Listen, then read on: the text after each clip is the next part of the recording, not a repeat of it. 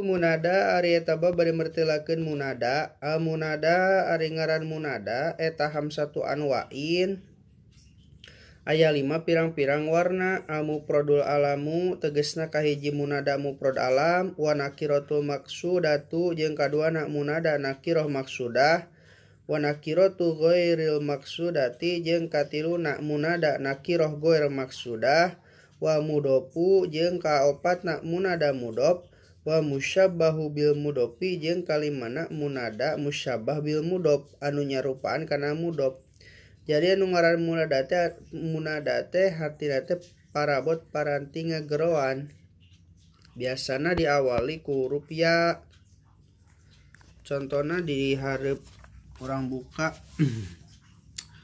Pama mufradul alamu mangka anapun ari munada mufrad alam, wa nakiratu maksudatu jeung munada nakiroh maksudah, payubayani mangka eta ditetepkeun itu dua nana ala domi kana doma min ghairi tanwinin bari jeung teu make tanwin. Nahu ya zaidu wa ya rajulu sapertikeun lapad ya zaidu wa ya rajulu. Jadi lamun munada na munada mufrad alam, contohna mufrad alam teh mufrad teh hiji, alam teh ngaran. Contohna sapertikeun zaidun. Talapad ya zaidun teh munada mufrad alam zaidun teh. Saorang bari jeung ngaran Mang Zaid bari jeung hiji.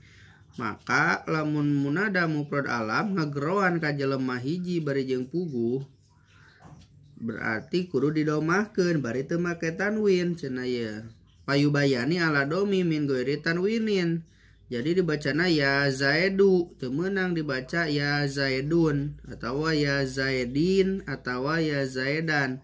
Sabab zaidun jadi munada, huruf nidana nyaeta ya. Hai Mang Zaid gitu artina teh.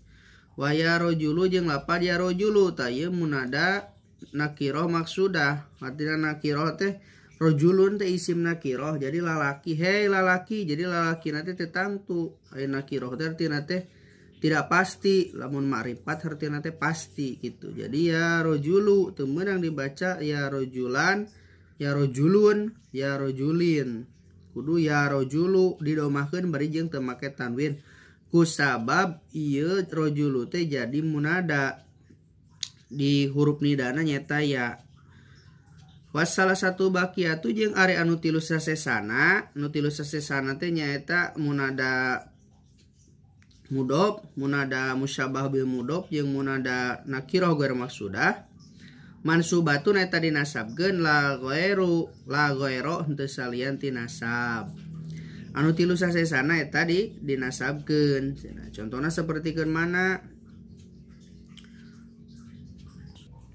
Tah contohna ya gulama Zaidin, hei bujang ki Zaid, teu meunang dibaca ya gulamu atau ya gulami, kudu ya gulama. Sabab ieu munadana munada nakiroh ghair maksudah. Jeung lapad ya tolian jabalan, jeung lapad ya tolian jabalan. Dibaca nasab ya tolian gitu. Dinasabkeun. Ya gulama dinasabkeun, ya gulama Zaidin ya tolia jabalan. Babul maf'ul min ajli wallahu a'lam bissawab.